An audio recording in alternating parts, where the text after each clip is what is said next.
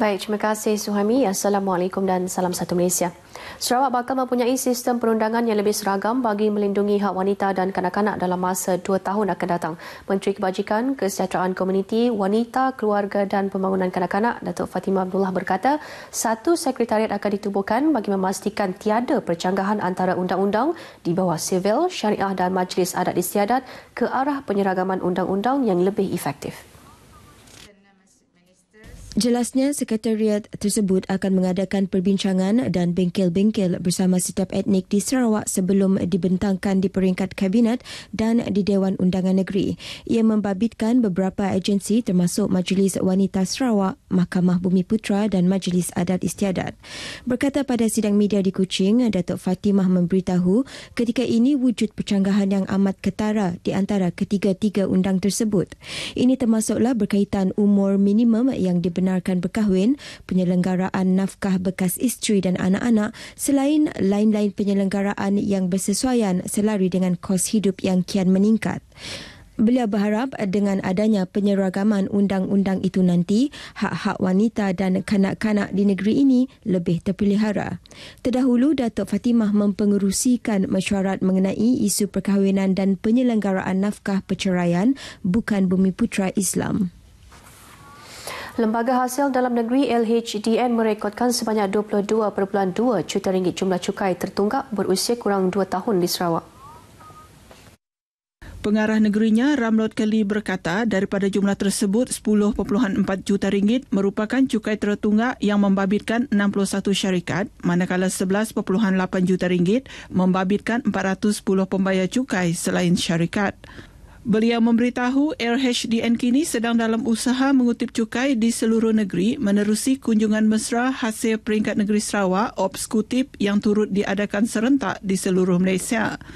Ramlod Keli mendedahkan statistik tersebut kepada media selepas melepaskan 21 kumpulan petugas Obskutif di Akademi Percukaian Malaysia di Kuching. Seramai 63 petugas terlibat dalam operasi tersebut yang diadakan di 10 lokasi di negeri ini, antaranya di Kuching, Kota Samarahan, Seri Aman, Engkelili, Betong dan Seratok. Jabatan Bomba dan Penyelamat Limbang menyasar untuk melaksanakan 10 program bomba komuniti tahun ini. Ketua Zon 7 Balai Bomba dan Penyelamat BBP Limbang, Edmund D. Mahai Amu berkata, pelaksanaan program akan ditumpukan di kawasan berisiko berlaku kebakaran. Sedang berjalan sebenarnya pada masa ini, tapi kami masih mau menerima dia punya permohonan daripada itulah komuniti lagi lah. Walaupun kami akan bomba komuniti itu pada tahun ini. Sasaran kami adalah 10. Beliau berkata dalam sidang media pada Majlis Sambutan Hari Bomba Sedunia peringkat Zon 7 di BBP Limbang. Tambahnya, selain penubuhan bomba komuniti, peranan pasukan bomba sukarela PBS akan terus diperkasa dalam membantu menjalankan tugas kebombaan termasuk memadam kebakaran. Setakat ini terdapat 5 PBS telah ditubuhkan di daerah Limbang. Pelbagai aktiviti diadakan, antaranya program gotong royong, menderma darah, bacaan tahlil dan hari terbuka BBP Limbang. Sementara itu, sambutan Hari Bomba Sedunia peringkat bahagian Samarahan diadakan di BBP Kota Samarahan. Ditemui media pada majlis tersebut, Ketua BBP bahagian Samarahan, Penolong Penguasa Bomba Hashim Ramlan mendedahkan kes kebakaran di Samarahan mencatat penurunan bagi tempoh 4 bulan pertama tahun ini apabila sejumlah 15 kes direkodkan berbanding 20 kes bagi tempoh sama tahun lepas. Katanya penurunan tersebut berikutan tahap kesedaran mengenai langkah keselamatan kebakaran yang semakin meningkat dalam kalangan masyarakat. Beliau turut menasihati penduduk terutamanya di rumah-rumah panjang agar lebih berhati-hati dan mengutamakan keselamatan menjelang sambutan Hari Gawai. Jelas beliau ini kerana kebanyakan kes kebakaran rumah panjang yang berlaku berpunca daripada kecuaian penghuni sendiri. Operasi pencarian seorang anggota Tentera Laut di Raja Malaysia TLDM, Laskar Amirul Bahari Ismail yang hilang di Laut Bintulu dihentikan sepenuhnya semalam selepas usaha mengesannya selama 3 minggu gagal membuahkan hasil. Menurut kenyataan media yang dikeluarkan oleh Sel Komunikasi Strategik Markas Wilayah 2 TLDM, pencarian dihentikan berikutan faktor tempoh yang lama dengan keluasan pencarian yang agak luas menyukarkan pasukan pengesan. Setakat Sabtu lepas, pasukan pencari yang disertai TLDM, Polis dan APMM itu telah melaksanakan operasi pencarian sehingga 8,375 batu nautika namun tidak menampakkan sebarang petunjuk. Walau bagaimanapun, kerjasama semua pihak termasuk nelayan dan pengemudi bot-bot dagang untuk melaporkan kepada pihaknya jika terjumpa anggota TLDM terbabit. Lastar Amirul dilaporkan hilang di Laut Bintulu pada kedudukan 90 batu nautika dari Bintulu apabila tidak hadir ke perhimpunan wajib di atas kapal KD perantau dan operasi mencarinya diaktifkan sejurus selepas itu.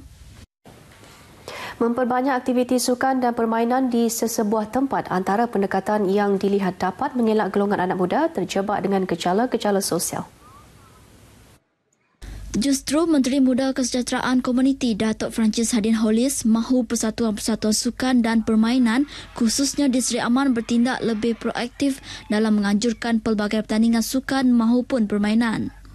Malah beliau berharap program sedemikian diadakan lebih kerap sepanjang tahun agar setiap masa yang terluang dapat diisi dengan lebih berfaedah. Tindakan itu akhirnya akan dapat membentuk budaya bersukan dan cara hidup yang sihat dalam kalangan masyarakat. Pada masa sama, ia boleh menjadi landasan dalam melahirkan bakat-bakat muda dalam sukan dan permainan. Jadi ini peluang yang kita sedia untuk belia-belia mengambil bahagian supaya mereka dapat merapatkan lagi lah silaturahim di antara satu sama lain.